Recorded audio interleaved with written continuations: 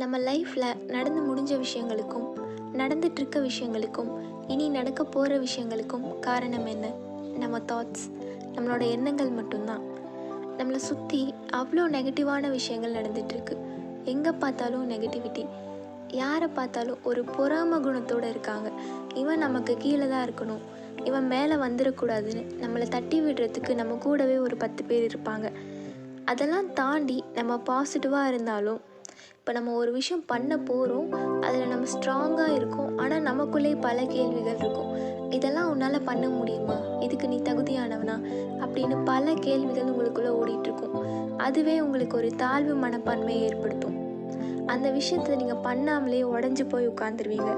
அப்படி வர தாட்ஸ் எல்லாம் நம்ம எப்படி ஹேண்டில் பண்ணுறது, நம்மளை எப்படி பாசிட்டிவாக வச்சுக்கிறது, நம்மளை சுற்றி இருக்க எல்லாத்தையுமே எப்படி பாசிட்டிவாக மாற்றுறது, நம்ம மனசோட சக்தியை பயன்படுத்தி நமக்கு தேவையான விஷயங்களை எப்படி நம்ம லைஃப்பில் கொண்டு வர்றது, நமக்கு பிடிச்ச விஷயங்களை எப்படி அட்ராக்ட் பண்ணுறது, எப்படி நம்ம லைஃப்பை அழகாக மாற்றிக்கிறது,